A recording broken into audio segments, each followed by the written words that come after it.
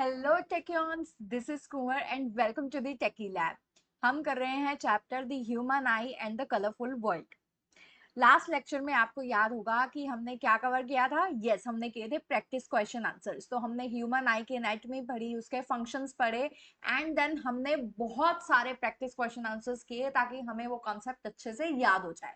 आज हम उसी को थोड़ा सा आगे कंटिन्यू करेंगे, बट अब हम ये बात करते हैं कि ठीक है, जो हमारी विजन है, देखो वो कितने सारे कंपोनेंट्स पे डिपेंड कर रही है ना। लाइट कॉर्निया से रिफ्रैक्ट होती है, ठीक है, एक्वस ह्यूमर से पास होती है, फिर आपकी जो आइरिस है, जो एक कलर्ड मसल्स हैं, ठीक है, वो प्यूपिल का साइज कंट्रोल करते हैं, कितनी लाइट जानी चाहिए कितनी नहीं जानी चाहिए।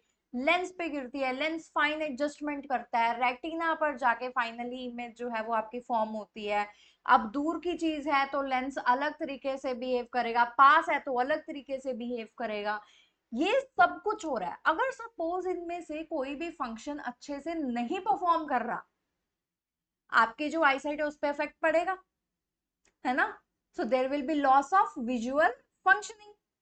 तो मतलब आपका जो आई है ना, इसमें ये सारे जो मैंने आपको कंपोनेंट्स गिनाए, ये सारे क्या है, ये विजुअल सिस्टम का पार्ट है।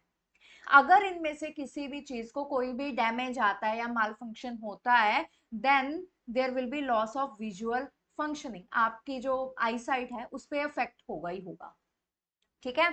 तो आज हम उसी को देखेंगे। तो हमने देखा कि हमारा जो ट्रांसमिशन है, सबसे पहले तो वो कि बाहर से लाइट जो है वो ऑब्जेक्ट पड़ी, ऑब्जेक्ट पे पड़ी, ऑब्जेक्ट से रिफ्लेक्ट होके आपकी आई पे आई, एंड आई जो है उसको क्या कर रही है, रिफ्रैक्ट कर रही है टू फॉर्म द इमेज।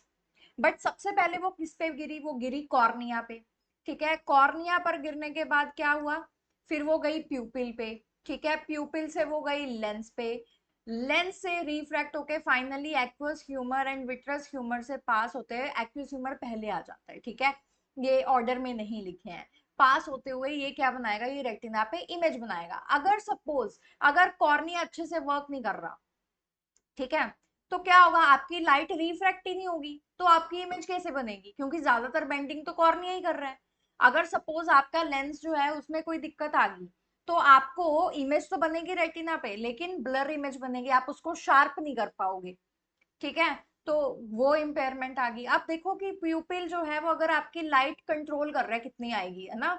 अगर सपोज वो अपना ये जो आयरिस है कि वो प्यूपिल का साइज कंट्रोल कर सकता है, सपोज ये अपना फंक्शन जो है इसका वो खराब हो गया अभी, तो वो कंट्रोल नहीं कर पाएगा। अब देखो कि आपके सामने बहुत तेज रोशनी आ रही है, आप आंख बंद करना चाह रहे हो, ठीक है, मतलब लेकिन आप कर नहीं पाओगे, ठीक है। हाँ, आप आईलिड्स बंद कर लोगे, ठीक है, वो ठीक है, लेकिन एकदम से जब कोई गिरती है तब हम एकदम से बंद भी नहीं करते हैं आईज। तब क्या होता है, फिर एकदम से इतनी सारी लाइट आईज में जाती है कि कुछ देर के लिए दिखना बंद हो जाता है। ये लाइट अगर ज्यादा तेज हुई, देन जो आपका रेटिना है, जो उसपे सेल्स हैं, वो सारे भी डैमेज हो सकते हैं, again leading to the visual impairment. चलो, अभी ये तो था कि ट्रांसमिशन वाला था। अभी ट्रांसमिट होगी, रेटिना पे गिरी। अब देखते हैं, अभी रेटिना से ब्रेन तक भी तो जाना है सिग्नल, ठीक है। मतलब अब ये जो लाइट है इसको इलेक्ट्रिकल इम्पल्सिस में कन्वर्ट करना है, जो काम है रेटिना का एंड ऑप्टिकल नर्व का काम है उसको लेके जाना है। सपोज अगर अभी इन दोनों को कुछ हो गया, अगर ये अच्छे से काम नहीं कर रहे, तो अगर आपकी इमेज बनती जाएगी लेकिन वो सिग्नल अगर ब्रेन तक नहीं पहुंचा, then how will you see it again, है ना। अगर कौन सेल्स अच्छे से नहीं काम कर रहे, देन आपको सारी चीजें ब्लैक एंड व्हाइट दिखेंगी। अगर रॉड सेल्स अच्छे से काम नहीं कर रहे, देन आपको चीजें ही नहीं दिखेंगी, ठीक है। तो ये सब क्या है, ये सारे के सारी जो चीजें जो हमारी आईसाइट है वो इन सब चीजों पे डिपेंड कर रही है।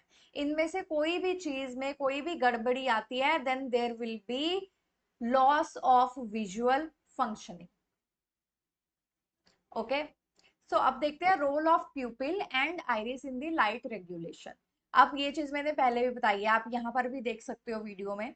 तो सबसे पहले जो है देखो, जो साइज है प्यूपिल का छोटा है एंड देन वो बड़ा हो रहा है ना, वो बड़ा हो रहा है। क्यों, क्योंकि अब उसको ज्यादा लाइट कैप्चर करनी है। ओके, तो अब ये क्यों होता है, ताकि वो लाइट, अमाउंट ऑफ लाइट को कंट्रोल कर सके, उसको रेगुलेट कर सके। जब बहुत ज्यादा ब्राइट लाइट होती है तब हमारा जो प्यूपिल है वो छोटा साइज हो जाता है उसका, वो कॉन्ट्रैक्ट होता है। ताकि कम लाइट एंटर हो, ताकि हमारी आईज बची रहे। जब हम जाते हैं डिम लाइट में, तब क्या होता है, तब वो एक्सपैंड कर जाती है, ताकि ज्यादा से ज्यादा जो लाइट है वो उसको अलाउ करे कि वो फॉल करे रेटिना पे एंड इमेज बना सके। ठीक है, अगर आपको मेरे पढ़ाने का तरीका अच्छा लग रहा हो, then do support the techy lab.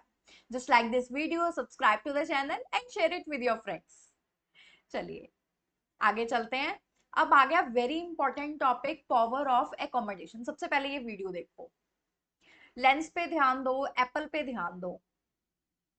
Yes, दोबारा से लेंस पे ध्यान दो, एप्पल पे ध्यान दो।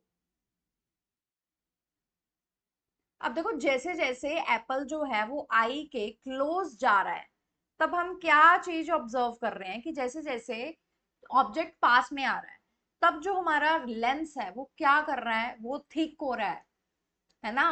वो पहले क्या था, थिन था, अभी वो थिक हो गया है, उसने अपना कर्वेचर बढ़ा लिया है। इंक्रीजेस कर्वेचर, कर्वेचर बढ़ गया तो डिक्रीजेस फोकल लेंथ, ताकि वो उसको अच्छे से देख सके एंड उसकी इमेज, देखो इमेज वहीं पे, इमेज नहीं हिली है। ठीक है, तो अब ये जो प्रॉपर्टी है ना आई लेंस की, कि वो कभी थिन हो सकता है या थिक हो सकता है, अपने आप को एडजस्ट कर सकता है ऑब्जेक्ट के हिसाब से, है ना, अपनी फोकल लेंथ चेंज कर सकता है, ये जो प्रॉपर्टी है इसको हम बोलते हैं पावर ऑफ एकोमोडेशन। इसको हम बोलते हैं पावर ऑफ एकोमोडेशन। ठीक है, अब देखो क्या होगा। अब जो आपका आई लेंस है वो किससे बना होता है, वो फाइब्रस जेली लाइक मटेरियल होता है, बहुत फ्लेक्सिबल होता है, ट्रांसपेरेंट होता है। जो सिलरी मसल्स है उसको होल्ड करके रखते हैं एंड उसकी शेप जो है वो सिलरी मसल्स ही कंट्रोल करते हैं। ठीक है, तो अब आप देख सकते हो कि जब हम दूर की चीजें देख रहे हैं, ठीक है, जब हम दूर की चीजें देख रहे हैं तो जो मसल्स हैं वो क्या रहते हैं, वो रिलैक्स्ड रहते हैं।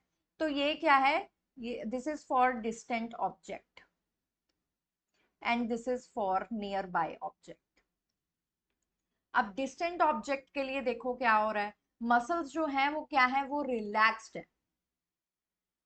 तो जो हमारा लेंस है वो थिन है, थिन है तो उसकी फोकल लेंथ ज्यादा है। ठीक है, जिसकी वजह से फोकल लेंथ ज्यादा है तो हम दूर की चीजें देख पाएंगे। बट राइट साइड पे अगर आप देखो कि नियर बाय ऑब्जेक्ट्स के लिए, अब यहाँ पर जो हमारे मसल्स हैं वो क्या है, वो कॉन्ट्रैक्टेड है।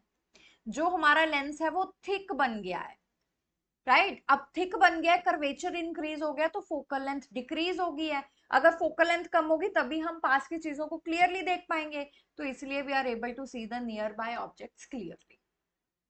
आई hope this is clear, right. But ऐसा नहीं है कि आप बिल्कुल पास कहीं तक भी देख पा रहे हो। अगर आप अपने हैंड को ऐसे मूव करके देखो, देन यू विल रियलाइज कि एक डिस्टेंस ऐसा आता है, उसके बाद आपको चीजें ब्लर दिखनी स्टार्ट हो जाती है, उसके बाद आपको चीजें क्लियरली नहीं दिखाई देती, है ना। तो मतलब ये जो नियर बाय ऑब्जेक्ट, ये जो नियर पॉइंट है, ये बिल्कुल आपकी आईज के पास तो नहीं है, ये थोड़ा सा दूर है।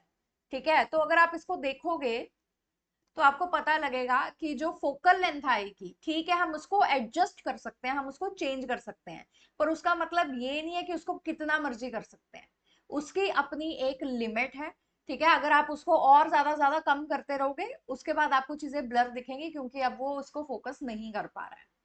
ठीक है, so focal length can not be decrease below a certain minimum limit.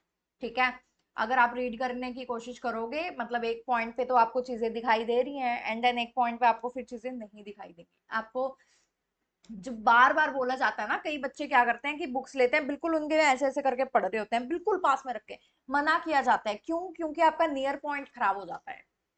ठीक है, फिर वही आपकी जो विजन है, जो आपकी आई साइट है, उस पर इफेक्ट करता है। ठीक है, जो बच्चे ज्यादा टीवी बिल्कुल आंखें गड़ा के देख रहे होते हैं, उनके लिए भी सेम ही कंसेप्ट। ठीक है, सो हमें बहुत पास में चीजें नहीं रखनी चाहिए। ठीक है, एक पॉइंट है जहां पे हमारी हमें चीजें ब्लर दिखती हैं, हमें स्ट्रेन पड़ता है आईज पे। ठीक है, कंफर्टेबली एंड डिस्टेंटली, अगर हम कंफर्टेबली किसी चीज को देखना चाहते हैं, ठीक है, हमें उसको मिनिमम 25 सेंटीमीटर पे रखना चाहिए ऑब्जेक्ट को। ठीक है, मिनिमम इतना दूर तो होना ही चाहिए, इसके पास में होगा तो वो स्ट्रेन देगा। ओके, तो अभी हमने 2 पॉइंट बोले, near point and far point. जो नियर पॉइंट है वो हमने क्या डिफाइन कर दिया, 25 सेंटीमीटर। मतलब ये वो मिनिमम डिस्टेंस है जहां पर हमें दो चीजें अलग अलग दिख रही है। अगर आप अपनी फिंगर्स भी लोगे एंड देन इसको पास लेके आओगे, एक पॉइंट आएगा, आप इन दोनों में डिफ्रेंशिएट नहीं कर पाओगे, आपको दो की बजाय चार फिंगर्स दिखेंगी। ठीक है, तो वो क्या है, so the minimum distance eight which objects can be seen most distinctly without strain, उसको हम बोलते हैं least distance of distinct vision. इसी को हम नियर पॉइंट भी बोलते हैं, and for a young adult it is around 25 centimetre. Okay, अब वही जो फारदेस्ट पॉइंट है, दूर का पॉइंट जहां पर हम चीजों को क्लियरली देख सकते हैं, उसको बोलते हैं हम फार पॉइंट। ठीक है, फॉर अ नॉर्मल आई वो क्या होता है, वो होता है इंफिनिटी। फॉर फार पॉइंट जो है हमारा नॉर्मल आई के लिए क्या होता है, इंफिनिटी होता है। ठीक है, तो हमारी जो रेंज है वो क्या है, 25 सेंटीमीटर टू इंफिनिटी, ये याद रखना। आई होप दिस इज क्लियर। तो आज के लिए इतना ही। आई होप आपको आज का लेक्चर अच्छा लगा, चीजें अच्छे से समझ में आई। अगर किसी तरीके का डाउट है then do put your questions in the comment section, I definitely revert back. For the notes you can go to the description box, you will find the link, it will directly go to the download section and you can download any lecture that you want. Thank you so much. I'll see you in the next class with new topic.